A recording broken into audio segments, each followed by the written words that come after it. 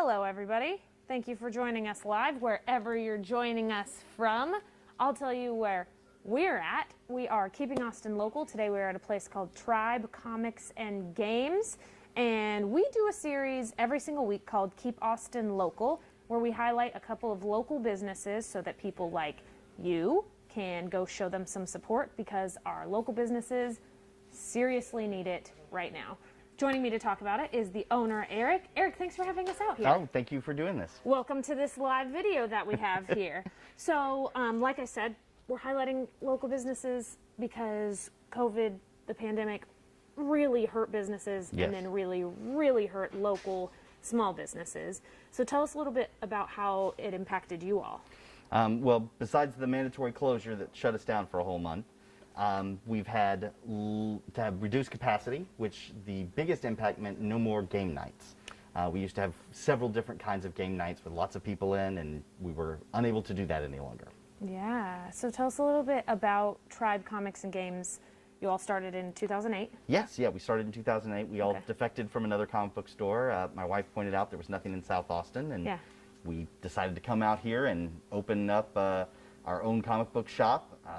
I've lived here my whole life, so it was nice to be in South Austin again and opening up a business. Shout out to the wife. You got a smart wife. Yeah, I do.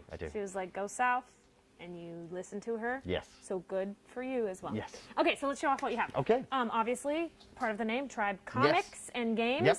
And boom, here we are. Yes. So these are all the current comics that are like ongoing, coming out on a monthly basis. Okay. They live across the store on the new wall for a week, and then they come and live over here for the rest of their lives until either they sell or we have to pull them because we need space. We usually try to keep the last year, maybe year and a half on the wall. You can occasionally see empty spots where people have obviously been super excited about something and snagged up all the copies. Yeah. Okay, so what types of comics are these? I mean, it's everything. Comics, like movies, cover every genre imaginable. I know most people think about the superhero stuff.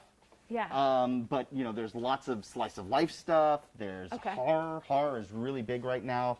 Walking Dead because it was a comic first, gave it a huge resurgence of horror. Yeah. And so several companies have broken into the horror field, and that's probably the next most popular genre after superheroes. Yeah. Did you all see an uptick because of like WandaVision and Falcon and Winter Soldier as well on Disney Plus? Every time there's something popular with, especially with the Marvel books, but any of the comic properties that people didn't know were comic properties, there's a huge surge of people that come in. Invincible on Amazon is really big right now because they didn't realize it was a comic, and now people are coming in and buying it off the walls. Okay, so let's move down this way. Yeah. This, you said, D&D started being more popular after Stranger Things? Yeah, well, around Stranger Things time, a lot of people attribute it to Stranger Things. I have no idea if that's the real reason. Yeah. But they kind of coincided at the same time, and it became really big. And so when we could redesign the store during the month close down, we made a giant D&D section from our small D&D section. So that way we could showcase it more. I mean, we carried all of this stuff. It was just kind of scattered across the store in other little parts, rather than in just one big go section. Okay, so if you turn this way, this is where you had game nights, right? Yes. And right now, obviously, as you can see, the chairs are all lifted up because you're not doing that currently. Right. No, we cannot until people get vaccinated and it gets safe again. So. Yeah, absolutely. So what types of game nights did you have before? So we had a board game night, which was very popular. Okay. We had a Wednesday ladies D&D night, which the Chronicle recognized as something really cool. Yeah. And they were growing it and making it bigger, but then the pandemic hit them just right when they were really getting steam.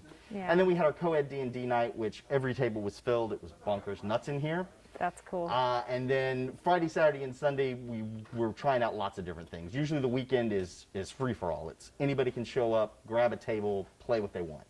Okay. We have games here they can play. Lots of people wheel in their own games. I can just imagine it being just so alive here. You know, alive fun is a good and, word. Energetic. Sometimes my staff would say loud. Loud, especially if they're tired. I imagine so. But no, it's nice. It gives the place a really good energy. It's still a little odd to have everything just so empty in the center of the store. Yeah, but it'll come back. It will. Come back. And I mean, I work daytimes, so in the daytimes it's normally empty, so it doesn't change much for me. But when you have to work nights and you're like, wow, it's just I'm used to there being people here. Yeah, definitely. Okay, so family games. Tons of family games. These are specifically games that we've set aside that are 8 and younger. So some of the games are 4+, some of the games are 8+. Yeah. So we tried to, when we redesigned the face of the store, one of the things we wanted to do was give family games a little bit more love. Do you all like play the games so that you can recommend some? We try. Okay. There are so many games and so many comics that we don't remotely get a chance to get to all of them. Yeah. But some of my staff play a lot more board games than I do, and so they know a whole lot. But even then, I would guess at most maybe 20% of what's in the store, 30% of what's in the store is stuff that we ourselves have played. Yeah. Then the rest is either stuff that we've never seen before and we're like, wow, that looks cool, or stuff that, you know, people will go on YouTube and look at a playthrough, so that way they can answer questions that people have about it. That makes sense. Okay, and then obviously Yep, we have Star a Wars. Star Wars wall. Star Wars is, as everybody knows, having its giant resurgence. So are these games? What These are actually 3 separate major Star Wars games. So this is dogfighting with X-wing ships. Cool. Then down there at the bottom is what they call Armada. That's where you get all the big ships, so you can have a whole bunch of big ships fight each other. Okay. And then for the people that aren't interested in that, but maybe want to do it with the characters, they have a game where you specifically field like small units of the characters fighting against other things. So, and then they even have more Star Wars games than this. These are just the ones that we have currently on the Star Wars wall. They have several like standalone board games. They have a card game. I mean, Star Wars is huge. Of course it is. Okay, so one thing that I want to point out is this art that you see up here on the wall. Tell us a little bit about this. So it's by a local artist, Frank Trevino. He is amazing. He's actually in this building right now. Is Frank still here? Yes, Frank's still here. He's still here. He's busily working, hanging up more stuff. Yes. He's an amazing artist that does custom work. Yeah. And so we display his art, and then he's done all our custom signs. I asked if he would do them, so he's done. Most of them are very basic signs because I didn't want anything flashy, but some of them, like our giant Galactus that was in the corner that we walked by, that he did just because I wanted something cool and big in the store. Yeah, I mean, his stuff it's really amazing. Yeah. And he said it's sturdy too, like it'll last. And glitter won't be all over the place. It won't, and I mean, as you can tell, I mean, I've got lots of glitter right here, and it's not covering my stuff at all.